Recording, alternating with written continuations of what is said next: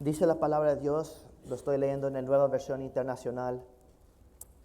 Dice, y cuando se lo llevaban, echaron mano de un tal Simón de Cirene, que volvía del campo, y lo cargaron la cruz para que le llevara detrás de Jesús. Y lo seguía mucha gente del pueblo, incluso mujeres que se golpeaban el pecho lamentándose por él. Jesús se volvió hacia ellas y les dijo, hijas de Jerusalén, no lloren por mí, lloren más bien por ustedes y por sus hijos. Miren, va a llegar el tiempo que se dirá, dichosas las estériles que nunca dieron a luz ni amamantaron. Entonces dirán a las montañas, caigan sobre nosotros, y las colinas cúbranos. Porque si esto se hace cuando el árbol está verde, ¿qué no sucederá cuando está seco? También llevaban con él a otros dos, ambos criminales, para ser ejecutados. Y cuando llegaron al lugar llamado La Calavera, lo crucificaron allí, junto con los criminales, uno a su derecha y otro a su izquierda. Padre, dijo Jesús, perdónalos, porque no saben lo que hacen. Mientras tanto echaban suertes para repartirse entre sí la ropa de Jesús. Esta es la palabra de Dios. Incline su rostro, déjeme orar. Padre, hemos leído este texto. Hemos visto solo un parte de lo mucho que tú sufriste, de lo que tú dijiste. Y Padre, yo te pido en esta mañana, yo te pido, Señor, que tú nos hables a cada uno de nosotros y que podamos ver lo que tú nos ofreces hoy a cada uno de nosotros. Te pido, Padre, que tú uses a tu siervo y que tú soples vida en aquel que está muerto, porque hoy la salvación ha llegado. El que tenga oídos, que escuche lo que el Espíritu tiene que decir. Y en tu nombre oramos. Amén. Amén. Padre, perdónalos. Era viernes, pero no un viernes cualquiera. Era un viernes oscuro, cargado de dolor y de tensión. Un viernes que estremeció la tierra, pero que los siglos después llamamos con esperanza Viernes Santo. Y aquel día se encontró Jesús frente a Pilato.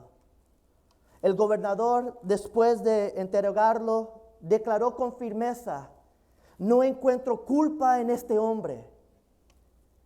Él es inocente. Y sin embargo, la voz de la multitud rugió más fuerte que la voz de la justicia. Pilato se lavó las manos. Barrabás, un criminal probado, salió libre. Y el Hijo de Dios perfecto, sin mancha, fue sentenciado a morir colgado en una cruz.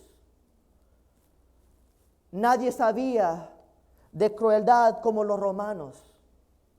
Habían hecho del tormento un arte. Antes de la crucifixión, azotaban al condenado con látigos de cuero incrustados con metal y vidrio. Y cada golpe abría la piel como cuchillas. Muchos ni siquiera llegaban vivos al madero. Mateo y Marcos registran este sufrimiento, pero Lucas pasa por alto los detalles y nos lleva directo al camino hacia la cruz. Ahí aparece Jesús en la calle, desfigurado, agotado, tambaleando bajo el peso de la cruz. Los soldados, frustrados por su debilidad, agarran a un hombre del público, Simón.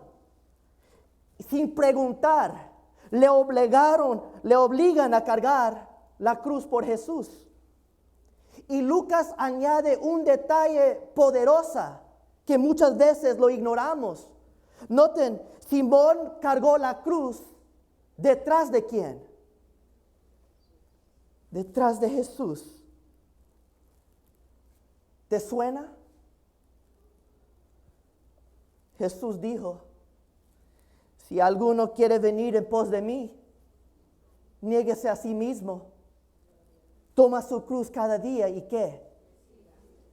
Y sígame. Ahora, ve lo que está sucediendo aquí. Lo que antes era un llamado en palabras se convirtió en realidad para Simón. Y no se quedó allí. Marcos nos cuenta que este hombre, Simón, era padre de Alejandro y de Rufo, quienes más tarde fueron pilares de la iglesia. El encuentro con la cruz no solo marcó su vida, cambió la historia de su familia. Hermanos, la cruz también nos llama hoy a cada uno de nosotros. No desde la distancia, no como meros espectadores. Nos invita a cargarla y seguir a Jesús paso a paso.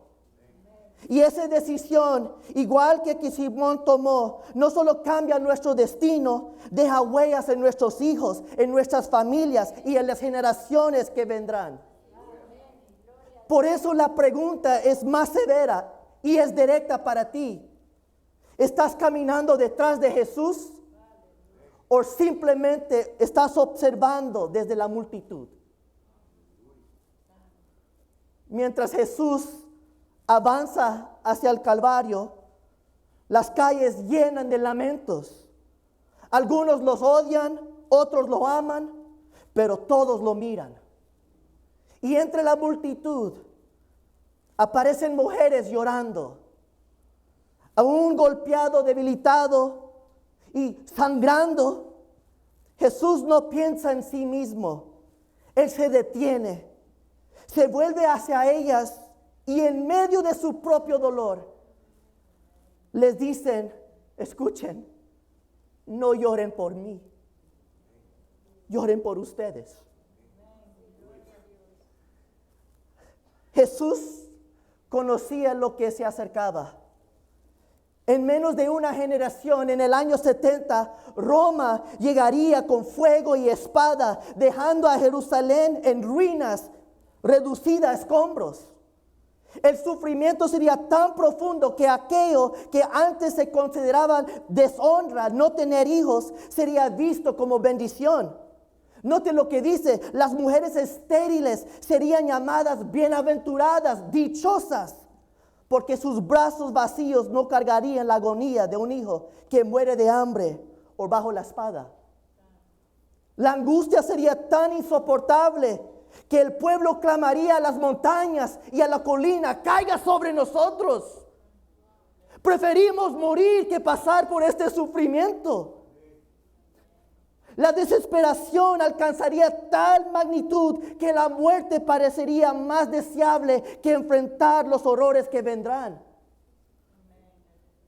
Jesús no despreció las lágrimas, de las mujeres, no las ignoró, ni fue indiferente. Ellas lloraban por él, pero él lloraba por una nación. Incluso en medio de la hora más oscura, su compasión seguía derramándose hacia otros. Con voz firme, él pronunció, si hacen esto cuando el árbol está verde, ¿qué pasará cuando esté seco? Un árbol verde no se enciende con facilidad, pero un seco está listo para el fuego. Y mientras Jesús estuvo en la tierra, Israel vivió un tiempo de gracia, pero lo rechazaron y la nación se volvió un árbol seco destinado al juicio. Dicho de otra forma, si Roma trató a Jesús, que fue inocente, de esta forma, ¿qué sucedería a su pueblo cuando Roma tiene que mandar justicia contra aquellos que son culpables? ¿Qué pasaría cuando los culpables enfrentan la justicia? Y así Jesús sigue caminando. No sigue para librar a Israel del poder de Roma, sino para librar al mundo entero de la condenación. Pero finalmente Jesús llega a la colina llamada Golgota. el lugar de la calavera. Desde lejos tenía forma de calavera y allí Roma llevaban cruces como una advertencia. No se atreven a desafiarnos. Ese día había 3 cruces. En las 2 de los extremos estaban criminales, culpables y condenados, recibiendo lo que merecen. Pero en el centro colgaba el inocente Cordero. Y aún colgando en el centro, Jesús está brillando.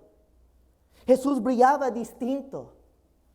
Los malhechores maldecían, los soldados se burlaban, pero Él, aquel que estaba en el medio, Él oraba. Entre sus 7 frases desde la cruz, una retumba con poder: Padre, perdónalos, porque no saben lo que hacen. Y aquí está el detalle para cada uno de nosotros. Uno puede aprender mucho sobre una persona cuando está bajo presión. Cualquiera puede parecer fuerte cuando todo va bien, pero cuando la vida te exprime, lo que llevas dentro sale. En la cruz, el mal descargó sobre Jesús toda su furia. Y cuando la cruz exprimió a Jesús, no brotó odio, no brotó venganza, brotó una oración: Padre, perdónalos. Así que antes de decir a la ligera, bueno, si Jesús perdonó, ¿por qué tú no? Detente un momento. Quiero que admiren la grandeza de lo que Él hizo por nosotros. Escuche su corazón. Siente el peso de su compasión, porque incluso en el momento más oscuro de la historia, Jesús nos está enseñando a orar. Y en esa oración descubrimos 3 verdades que todavía hoy cambian vidas. Escuchan la invocación: Padre. En medio de la injusticia más grande que jamás se ha visto, Jesús dice: Padre. Eso es asombroso. Porque una de las grandes preguntas de nuestro tiempo es esta: si Dios es bueno, ¿por qué pasan cosas malas? Si Dios es justo, ¿por qué hay tanta corrupción, pobreza, racismo, dolor y sufrimiento en el mundo? La gente se tropieza con estas preguntas todos los días. Y si lees la Biblia con atención, notarás algo. La Biblia no se apresura a responder. Pero cuando la Biblia responde, muchas veces no nos gusta lo que dice. Entonces la pregunta es para nosotros: ¿cómo enfrentamos la injusticia? Hoy muchos líderes dicen: levántate, protesta, marcha, lucha, pelea por lo que tú crees. Pero fíjate bien, ¿cómo enfrentó Jesús la mayor injusticia de toda la historia? Él oró. No reaccionó con violencia. No hizo publicaciones públicas en TikTok, Twitter, Facebook. No armó un grupo secreto de resistencia. Jesús fue al Padre y oró: Padre. Y seamos sinceros, no es fácil orar cuando te han herido, cuando te han ofendido, cuando has recibido lo peor de alguien. Pero esto fue exactamente lo que Jesús hizo. Entregó todos en la mano del Padre. Algunos afirman que Jesús guardó silencio en medio de su sufrimiento, pero eso no es la verdad. Como bien dijo Charles Spurgeon, el Cordero de Dios estuvo en silencio delante de los hombres, pero nunca delante de Dios. Sus palabras fueron claras y poderosas: Padres, perdónalos. La multitud le podía escuchar, pero Dios no estaba hablando con la multitud. Dios estaba hablando con Dios. Y no solamente eso, en el griego del texto original indica que no solo fue una sola expresión aislada, sino suplicaba continua. Jesús en la cruz decía y repetía: Padre, perdónalos, Padre, perdónalos, Padre, perdónalos, Padre, perdónalos. Y aunque los hombres no lo escuchaban su clamor, el cielo sí lo oía. Cuando nadie le prestaba atención a su justicia, Él elevaba su oración al Padre una y otra vez. Pedro lo explica bellamente en primera de Pedro capítulo 2 versículo 23. Cuando proferían insultos contra Él, no replicaba con insultos. Cuando padecía, no amenazaba, sino que confiaba en aquel que juzga con justicia. Jesús se colocó total y plenamente en las manos de su Padre, y sus primeras palabras desde la cruz lo confirman: Padre. Eso era su costumbre. Así oraba siempre Jesús, excepto una sola vez. Solo una sola vez en todos los evangelios lo escuchamos decir: Dios mío. Siempre cuando Jesús se refería a su Padre, le llamaba Padre. Pero había una vez. Ahí está Jesús colgando en la cruz y Él dice: Dios mío, ¿por qué me has abandonado? Pero escucha la historia. Gracias a Dios que no termina allí.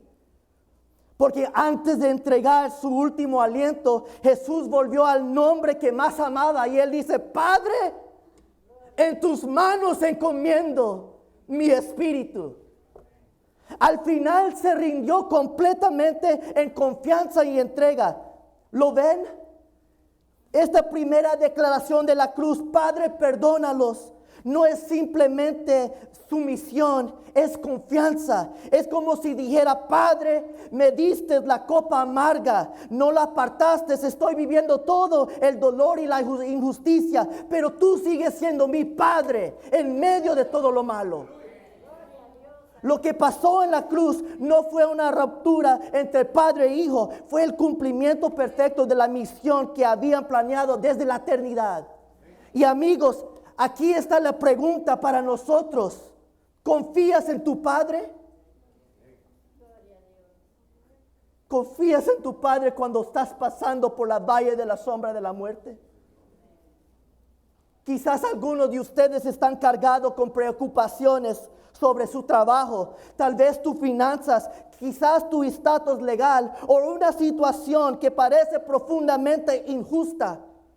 Sea lo que sea, escucha bien, todavía puedes confiar en tu Padre. Él conoce tu carga. Él sabe lo que necesitas. Y todo comienza con esa primera palabra que Jesús pronunció desde la cruz: Padre. Y de allí pasa a su petición: Padre, perdónalos. Cuando yo era niño, no existían los celulares. Teníamos el teléfono fijos en su casa. Algunos de ustedes tenían que marcarlo con el disco. Yo nunca tenía que hacer eso. Yo por lo menos tenía botones y caller ID. Teníamos el teléfono fijo en la casa y los amigos llamaban a cualquier hora. A veces las charlas se alargaban hasta muy tarde.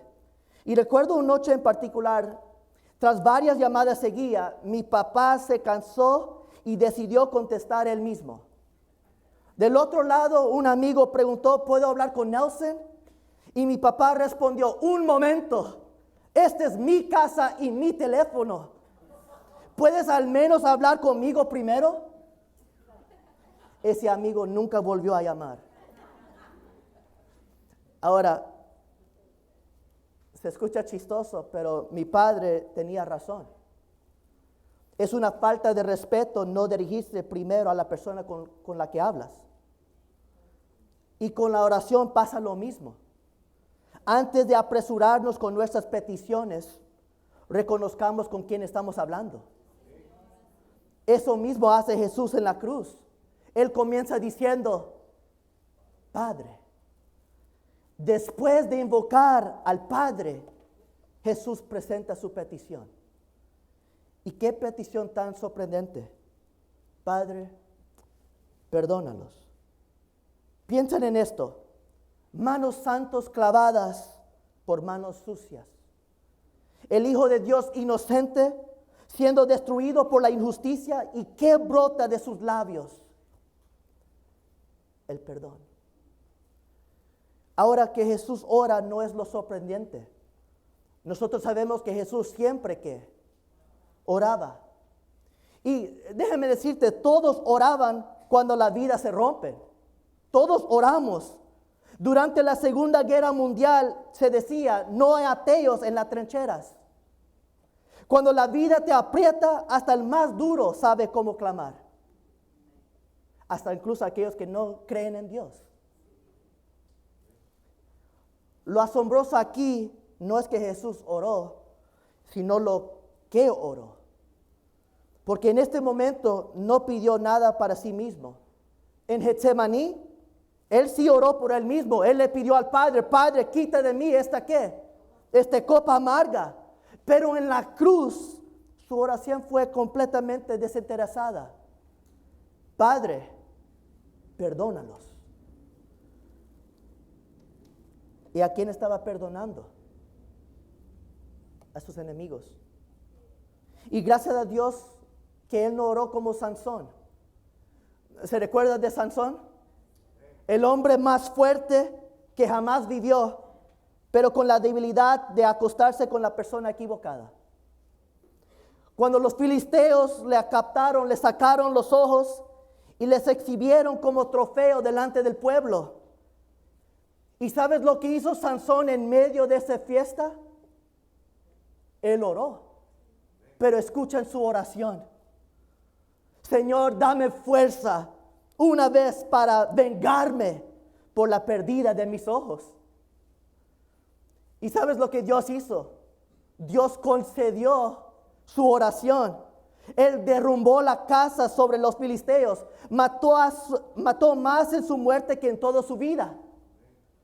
Pero no olvides, la oración de Sansón fue por venganza. Jesús, con un poder infinitamente mayor que el de Sansón, no clamó venganza, sino clamó por perdón. Y ese perdón costó caro. ¿Fue respondido a la oración de Cristo? Claro que sí. Jesús no tiene oraciones sin respuestas. Jesús él mismo dijo, Padre, yo sé que siempre me oyes. Pero para que esta oración fuera respondida, Él tuvo que pagar el precio. El Padre tuvo que tomar la decisión más dura. ¿Podía abandonar a los culpables y soltar juicio? ¿O podía abandonar a su hijo inocente y dejar que sufriera en lugar de los culpables? Y en un milagro de la gracia, el Padre apartó su rostro del Hijo para volver su rostro hacia los culpables. Si aún no te sorprende lo que hizo Jesús, escuchen su oración otra vez. Padre, perdónalos. ¿Quiénes son ellos? ¿De quién se refiere Jesús en su oración? Los soldados que azotaron y lo clavaron. Los discípulos que lo negaron, lo traicionaron y lo abandonaron. Aquellos pueden ser Judas, que lo vendió por 30 monedas. Probablemente las multitudes que pasaron de gritar Hosana ahora a decir crucifíquenlo. Pilato, que declaró su inocencia pero prefirió complacir a la multitud. Los sacerdotes y fariseos que planearon su muerte. Pero amigos, no fueron solo ellos. Fuimos nosotros también. Nuestro pecado lo llevó a ese madero. La culpa estaba a los pies de la cruz aquel día y la culpa está en este hogar hoy. Y aún así, en ese momento, Jesús oró por aquellos y Él está orando por nosotros en esta mañana. Y aquí está la buena noticia. Él sigue orando por ti y por mí. Hebreos dice que Él vive para interceder por nosotros. Y en la cruz pidió por ti. Él pidió perdón por ti. Y todavía ahora mismo le pide al Padre, perdónalos, porque no saben lo que hacen. Y esto nos recuerda algo. Dios sabía exactamente lo que más necesitábamos. Si nuestra mayor necesidad hubiera sido política, nos habría enviado un político. Si nuestra mayor necesidad hubiera sido dinero, nos habría enviado un economista. Si nuestra mayor necesidad hubiera sido entretenimiento, nos habría enviado un artista. Pero nuestra mayor necesidad era el perdón, por lo cual envió a su único hijo para morir en aquella cruz, para que tú pudieras tener vida eterna. Dios sabe lo que tú necesitas. Y lo que cada uno de nosotros necesitamos es perdón. Así que, iglesia, ¿habrá alguien que pueda levantar su voz en gratitud al Señor en esta mañana?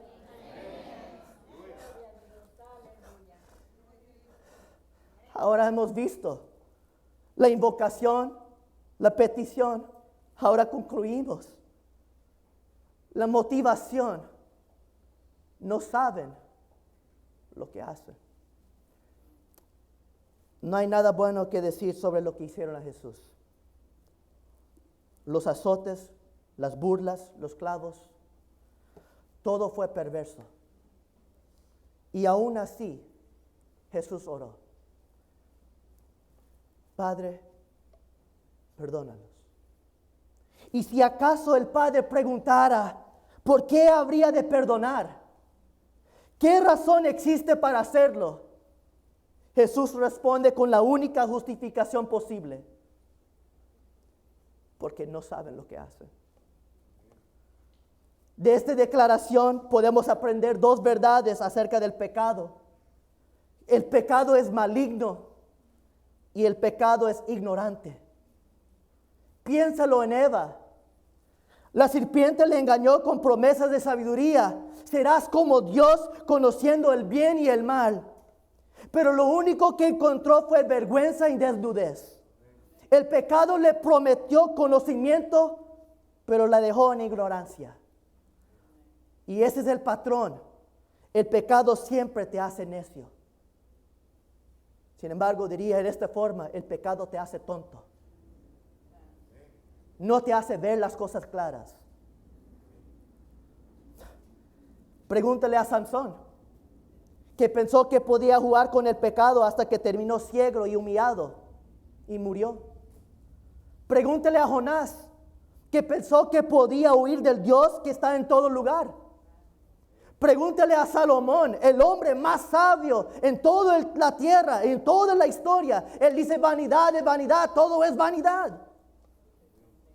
Jesús oró, no saben lo que hacen. Y seamos honestos, uno quisiera responder, claro que sí sabían. ¿No te clavaron en la cruz por accidente? ¿No te coronaron de espinas por accidente? ¿No escupieron en tu rostro por accidente? Ellos sabían lo que estaban haciendo. Pero Jesús revela algo más profundo. Sí sabían y a la vez no sabían. Sabían el acto, pero no el significado. Sabían el acto, pero no la importancia. Sabían el acto, pero no las consecuencias. Sabían el acto, pero no el resultado. Sabían, pero no sabían.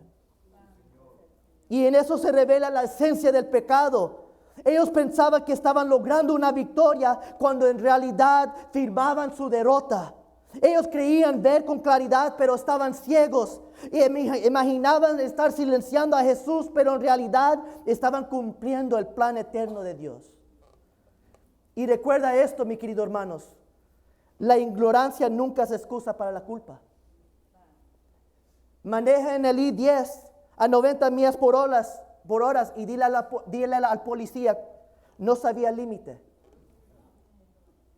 Igual recibirás la multa. A la siguiente vez, sepa. Grita la palabra bomba en el aeropuerto y luego explica al FBI, no sabía. Igual terminarás en la lista negra. El no saber no es excusa. Así que Jesús no está diciendo, no sabían, entonces son inocentes. No, lo que pide es esto: Padre, no dejes que la ignorancia lo destruya. Que la misericordia triunfe sobre el juicio. Que mi gracia abunde más que su pecado. Eso lo dice Romanos capítulo 5, versículos 20 al 21. Pero donde abunde el pecado, sobreabunde la gracia. Y así como reinó en el pecado en la muerte, reina también la gracia que nos trae justificación por medio de Cristo. Y aquí están las buenas noticias. Aunque ellos no sabían lo que hacían, Dios sí sabía lo que Él estaba haciendo. Dios sabía lo que estaba haciendo y Él estaba escribiendo la historia de redención. En lo que parecía derrota, Él estaba logrando la victoria. En lo que parecía el fin, estaba abriendo un nuevo comienzo. Así que cuando Jesús oró, Padre, perdónalos, esas palabras atravesaron los siglos y llegaron hasta ti y hasta mí. Eso fue un perdón pensado para todos los que fallamos, para todos los que lo negamos y para todos los que lo herimos con nuestros pecados. Y la pregunta hoy no es si el perdón está disponible, porque ya lo está. La verdadera pregunta es, ¿lo has recibido? Tal vez sientes que tu pecado es demasiado grande, demasiado sucio, demasiado repetido. Pero escucha, por favor, la cruz grita más fuerte que tu culpa. Jesús ya oró por ti, ya pagó el precio por ti, ya abrió el camino para ti. La pregunta es, ¿recibirás lo que Él te ofrece? No tienes que salir aquí con la misma carga. No tienes que vivir otro día sin esperanza. Hoy Jesús te llama por nombre y te ofrece vida, perdón y paz. Así que, iglesia, no miremos la cruz solo como historia pasada. Miremoslo como una invitación presente. Porque todavía hoy resuena la oración del Salvador. Padre, perdónalos, porque no saben lo que hacen.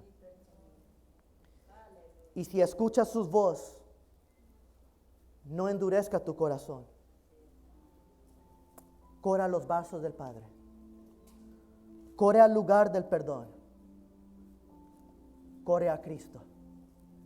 Y encontrarás la vida eterna que tu alma anhela. Así tendrás dos decisiones en esta mañana. ¿Te quedarás en la multitud viendo a Jesús? ¿O cargarás la cruz y le seguirás? La decisión es tuya. Hoy te exhorto, dé un paso de fe. Toma la cruz. Corre hacia Cristo. Porque lo que Él ganó en la cruz no es para ti mañana, es para ti hoy. La salvación ha llegado. El perdón está aquí. ¿Lo recibirás usted? Voy a pedir que incline su rostro.